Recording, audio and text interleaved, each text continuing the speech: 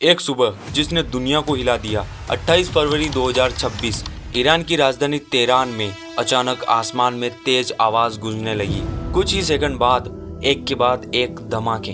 लोगों को समझ नहीं आता कि क्या हो रहा है। युद्ध में हालात तेजी से बिगड़ते जा रहे हैं। शनिवार देर रात से ईरान और इजराइल एक दूसरे पर लगातार बड़े हमले कर रहे हैं। शनिवार की देर रात इजराइल ने ईरान के कई शहरों और ऑयल साइट्स को टारगेट किया। टीवी चैनल अचानक ब्रेकिंग न्यूज चलाते हैं और फिर कुछ घंटों बाद दुनिया को जो खबर मिलती है वो पूरी दुनिया की राजनीति बदल देती है। ईरान के सुप्रीम लीडर अली खामेनेई मारे जा चुके थे। यह हमला इजराइल और अमेरिका के संयुक्त ऑपरेशन का हिस्सा बताया गया। इजराइल और अमेरिका के हमले में ईरान के सुप्रीम लीडर अयातुल्ला खामेनेई की मौत हो गई है। उस दिन से शुरू हुआ एक ऐसा युद्ध जो सिर्फ दो देशों का नहीं था। यह युद्ध मध्य पूर्व तेल बाजार, दुनिया की अर्थव्यवस्था और शायद तीसरे विश्व युद्ध के खतरे से जुड़ा हुआ था। लेकिन सवाल है, यह युद्ध शुरू कैसे हुआ और अब तक इसमें क्या क्या हो चुका है। आज हम उसी को पूरी तरह समझेंगे।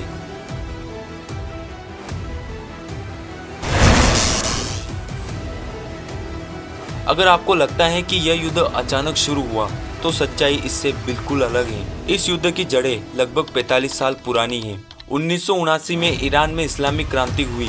उसके बाद से अमेरिका और ईरान के रिश्ते खराब हो गए। इजराइल के साथ भी ईरान का संघर्ष धीरे धीरे बढ़ता गया और इजराइल हमेशा से यह दावा करता रहा कि ईरान परमाणु हथियार बनाने की कोशिश कर रहा है। यहीं से शुरू हुआ एक शेडो वॉर, एक ऐसा युद्ध जिसमें सीधा हमला कम और गुप्त हमले ज्यादा होते हैं, जैसे साइबर अटैक, जासूसी, वैज्ञानिकों की हत्या, ड्रोन हमले। ईरान के सहयोगी संगठन जैसे हिजबुल्लाह, हमास, हुती अक्सर इजराइल पर हमले करते रहे और इजराइल भी ईरान के सैन्य ठिकानों पर गुप्त हमले करता रहा। लेकिन 2025 में पहली बार यह संघर्ष खुला युद्ध बन गया। हमारी इस पूरी कहानी के दो मुख्य किरदार हैं।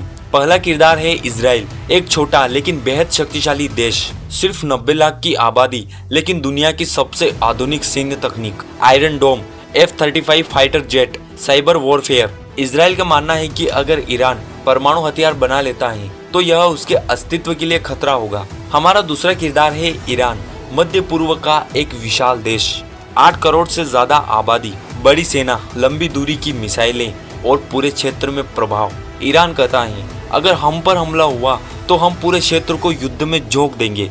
यानी दोनों देश एक दूसरे को एग्जिस्टेंशियल थ्रेट मानते हैं। अब जून 2025 इजराइल ने ईरान के कई सैन्य और परमाणु ठिकानों पर बड़े हमले किए। इन हमलों में मिसाइल साइट, परमाणु केंद्र, सैन्य ठिकाने निशाना बनाए गए। इजराइल के अलग अलग शहरों में धमाकों की आवाजें सुनाई दे रही हैं। नेब्रेक शहर से अगली तस्वीर आपके सामने आने जा रही है, जहां पर मिसाइलें गिरी हैं। ईरानी मिसाइल हमलों से दहल गया है इजराइल। इसके जवाब में ईरान ने 150 से ज्यादा बैलिस्टिक मिसाइलें और 100 से ज्यादा ड्रोन इजराइल पर दागे और कई शहरों में अलार्म बजने लगे। आयरन डोम ने कई मिसाइलें रोकी लेकिन कुछ मिसाइलें शहरों पर गिरी। इस युद्ध ने दुनिया को पहली बार दिखाया कि इजराइल और ईरान अब छिपकर नहीं बल्कि खुलेआम लड़ रहे हैं। इसके बाद थोड़े समय तक शांति थी, युद्ध चल रहा था लेकिन ज्यादा नहीं। अब आता है 28 फरवरी 2026। इजराइल ने एक बड़ा सैन्य ऑपरेशन शुरू किया। इस ऑपरेशन का नाम था ऑपरेशन लोयंस रोर। इसमें इजराइल और अमेरिका दोनों शामिल थे। सैकड़ों एयर स्ट्राइक, मिसाइल हमले, ड्रोन हमले तेहरान समेत कई शहरों पर किए गए। सबसे बड़ा झटका तब लगा जब ईरान के सर्वोच्च नेता अली खामेनेई की हत्या की खबर आई।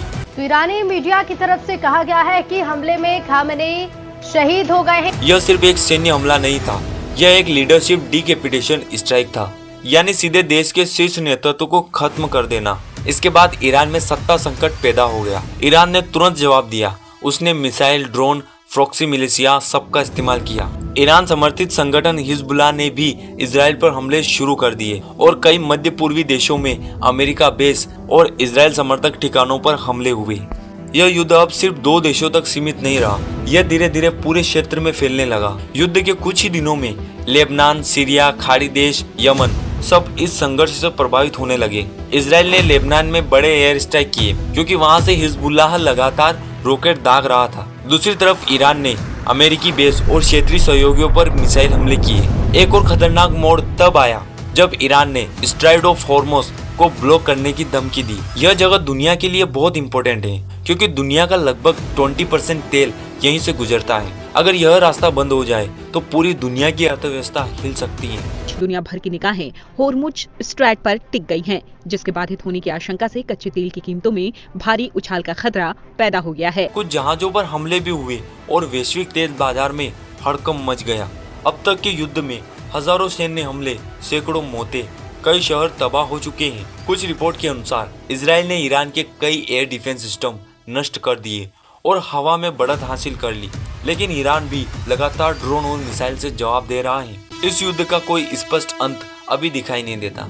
असली लड़ाई क्या है? अगर हम इस युद्ध को गहराई से समझे तो यह सिर्फ जमीन या सीमा का युद्ध नहीं है, यह 3 चीजों की लड़ाई है। फर्स्ट, पावर, मध्य पूर्व का असली नेता कौन होगा। सेकंड, सिक्योरिटी, इजराइल अपने अस्तित्व की रक्षा करना चाहता है। थर्ड, आइडियोलॉजी, ईरान खुद को पश्चिमी प्रभाव के खिलाफ खड़ा मानता है। यानी यह युद्ध सिर्फ मिसाइलों का नहीं, सोच का युद्ध है। इस युद्ध ने पूरी दुनिया को बदल दिया। इस युद्ध के अभी तक दुनिया पर क्या प्रभाव पड़े? पहला, तेल की कीमतें बढ़ गई। दूसरा, वैश्विक बाजार अस्थिर हो गए।